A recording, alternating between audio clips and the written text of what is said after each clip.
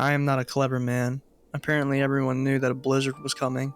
Well, everyone except for me, that is. And not only did I decide to continue my journey that night in my ramshackle of old heap car, I also didn't tell anyone else where I was going, or even make sure my phone was fully charged. Yeah, I'm an idiot, alright. But that still doesn't make what happened any easier to deal with.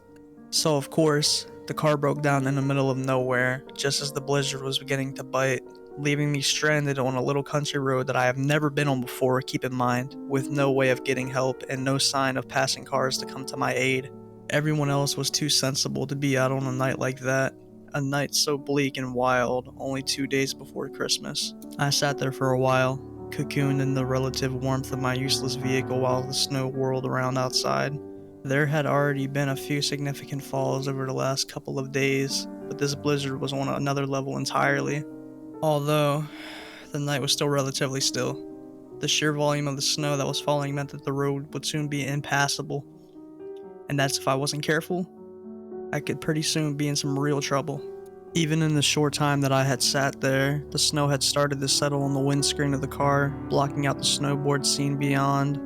The car's heater was already starting to struggle, and the longer I waited, the harder it would be to trek through the snow and find some kind of shelter. I put on my gloves, zipped up my coat, and stole myself for adventure out into the freezing night. Thankfully, the situation wasn't as bad as it could have been.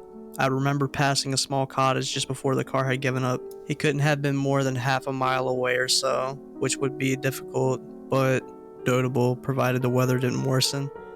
The going was hard from the outset, with the snow already thick on the road. Within a minute or two, I was smothered by the swiftly falling flakes, which clung to me with a clammy obstinacy that no amount of brushing could free me from. By the time I could see the hazy light shining through the swarming of snowflakes, I was soaked to the bone and thoroughly exhausted. My feet were like blocks of ice, and my face was numb and frozen. But the warm orange glow of the light spurred on me, giving me the boost I needed to soldier on just that little bit longer. When I finally arrived to the front gate, I could have wept with relief. The cottage was picture postcard perfect, a little bastion of the comfort warmth huddled against the glowing darkness and the vicious penetrating cold of the blizzard. Lights blazed happily over its windows, and the two snowmen even stood as silent as stencils over the barely visible garden path. But something wasn't quite right. When I got to the front door, it was already open, and little flurries of snow spilled into the otherwise warm and inviting hallway. I stepped in and slammed it shut behind me. An eerie silence suddenly engulfed me, and at that moment I felt like an intruder, awkward and out of place. "Hello?"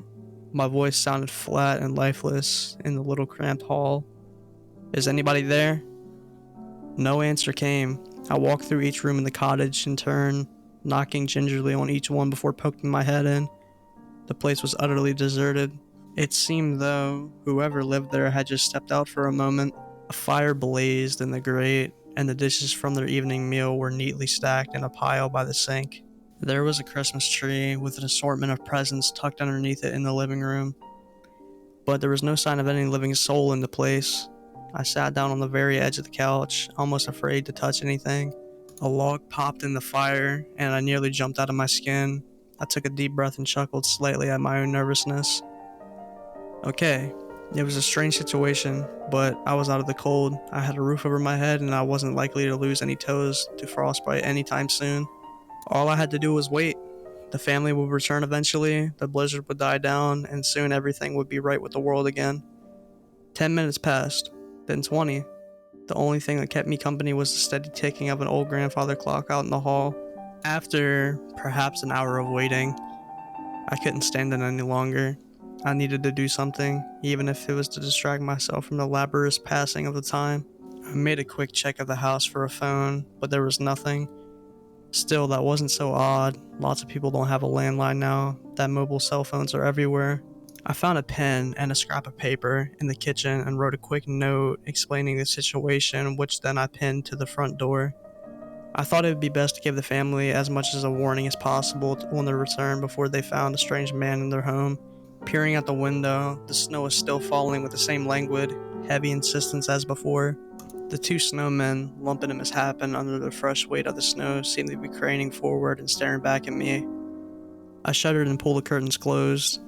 I felt like I was taking advantage of the kindness of the strangers as I walked through their house. There was a photograph on the mantle above the fire. Two cute looking kids, a boy and a girl, maybe 7 and 8, and their father, an unsmiling, severe man who looked as though he had seen more than his share of harsh times. No mother, but that wasn't particularly peculiar this day and age. I told myself I was looking for some kind of clue as to their whereabouts as I crept through the cottage, but in reality I was just being a little nosy and wanted to peek into the lives of my unwitting hosts. The cottage itself was pristine. It looked like it must have been cleaned on a daily basis, and even the room that the kids shared was remarkably sober and neat. In fact, the only thing out of place in the whole house was a smashed plate which I found on the corner of the kitchen, which I swept up and put in the garbage. It only took 2 minutes, and it was the least I could do considering the hospitality I had already helped myself to. I went back and sat on the couch again after turning on their ancient TV, only to find the screen was full of the snow and the night sky outside. It was now well past midnight, and there was still no sign of the father and his 2 kids. I felt like a little Goldilocks as I lay down on the couch, spread my coat over myself, and settled my weary body down to sleep. I jolted awake hours later after the unsettling night. A radio clock had clicked on, sending the velvet tones of Bing Crosby's White Christmas echoing eerily through the otherwise silent house. I felt stiff and unresed, almost as if I hadn't slept at all that night.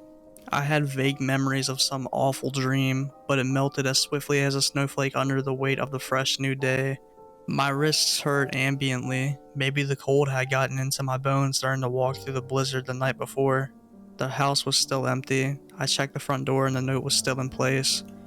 Opening the curtains, I saw the snow was no longer falling, but it covered everything in drifts that looked at least a couple feet deep. I wasn't going anywhere anytime soon. The rest of the day I spent in kind of a limbo, wandering idly from room to room, resisting the temptation to rummage through my host's possessions and try to find out more about them. It was odd. Usually you could tell a lot about a family from a quick stroll through their house, but this little cottage was like a blank slate. It was all antiseptic surfaces and neatly folded bedclothes. There weren't even any kids' drawings stuck to the fridge. It was completely neutral space, devoid of any personality whatsoever. The broken plate I tidied away had been the only human touch to the whole place. The day passed slowly. I ventured outside for a time, tramping through the deep snow in an attempt to measure the place now that it was light. The thick snowdrifts muffled every sound, giving the whole scene a strange sense of unreality. It felt like I was walking around on top of a giant wedding cake. There was a small shed in the corner of the garden. It looked like a rustic version of Santa's grotto, swathed as it was sagging layers in the snow. The door was open, but it seemed far from welcoming. Nevertheless, I trudged towards it, eager to see what secrets it might hold. The interior was dirty and dingy. There were cobwebs everywhere, and the tools that hung from the wall were old and rusted, except there was a single blank space on the toolboard, a space with no dust, dirt, or mess surrounding it, where some well-used tool had already been taken. The cold drove me back indoors again, and I soon got the fire started from last night's embers. In amongst the loose papers provided from kindling, I found a sheaf of what looked like crude children's drawings. Once the fire was lit, I settled back down on the couch to examine them. One drawing in particular caught my eye.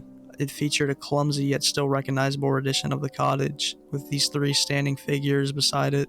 2 of them seemed to be standing with their hands on their hips, with large unhappy frowns on their faces, and bright blue tears streaming from their eyes, while the third, drawn much bigger, had furious red eyes and appeared to be holding what looked like a snake. Something about the drawing intrigued me, although I couldn't put my finger on it. The rest of the pictures had a childhood innocence about them, but this one disturbed me. I spent the rest of the day leafing through some of the old paperback westerns I found in the main bedroom, but none of them were interesting enough to really hold my attention. My mind kept returning to this strange little family and the odd, isolated life they must have led out there.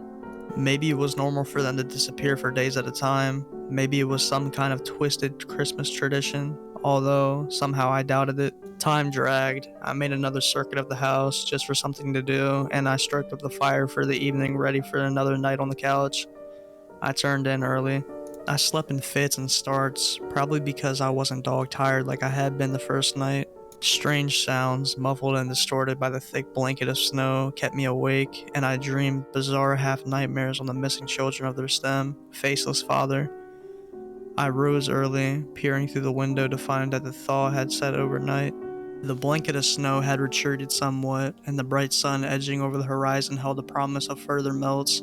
Trekking back to the village would be tough going, but it was certainly doable and wouldn't take more than a couple of hours. Besides, I felt like I'd overstayed my welcome as it is, and it would be good to get out of this particular limbo of a house. I wrote a short note explaining the situation and left it on the kitchen table, along with a little money. Think of it as an early Christmas present. I wrote headed out the door. I cut straight across the garden between the two snowmen towards the gate. The thawing snow now had a crust of ice on top, which made a satisfying crunch with every step I took. I hadn't gone far when my foot caught something under the snow, almost sending me flying. Looking down, I saw a gnarled human hand poking up from the surrounding of the white sea. Instantly, I dropped to my knees in the wet snow and began to dig, raking back armfuls of ice and quickly uncovering the body beneath. I knew who it was immediately, the father of the family, his face oddly serene in death, with an ugly bloody dent in the side of his head. He must have slipped in the snow and knocked himself out. A large stone lay under his head like a pillow. The cold had done the rest. I stood for a moment over the corpse, taking in all the scene of his eerie stillness, with the squat little cottage looking on. It was then that I looked at the dead man's other hand and saw that he was clutching his stiff white fingers, a cold bullwhip and obviously used well. The child's drawings I had found leaped to my mind, and the shock stole my breath from my body. I turned to the two snowmen, which were now little more than shapeless pillars of white. I bounded towards the nearest and pushed it with desperate hands, hoping to find solid, hard-packed ice beneath my fingers. But I knew I wouldn't. The snow was light and fluffy, disintegrating even as I touched it. In a matter of moments, I have demolished a towering lump of snow to reveal what my heart already knew what would be there. Another body. This time that of a young girl, with her arms tied behind her back and securely fastened to a stout wooden fence post. I dropped to my knees, tears prickling my eyes.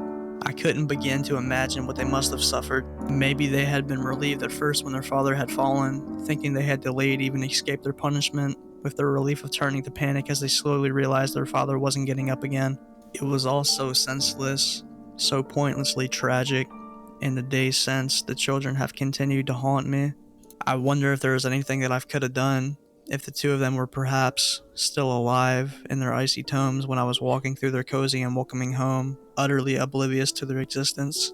I think a part of me will forever remain there, in that little wintry garden, staring at two frozen bodies and the silent screams as the first few flakes of snow began to meander down to downwards again against the heavy leaden sky.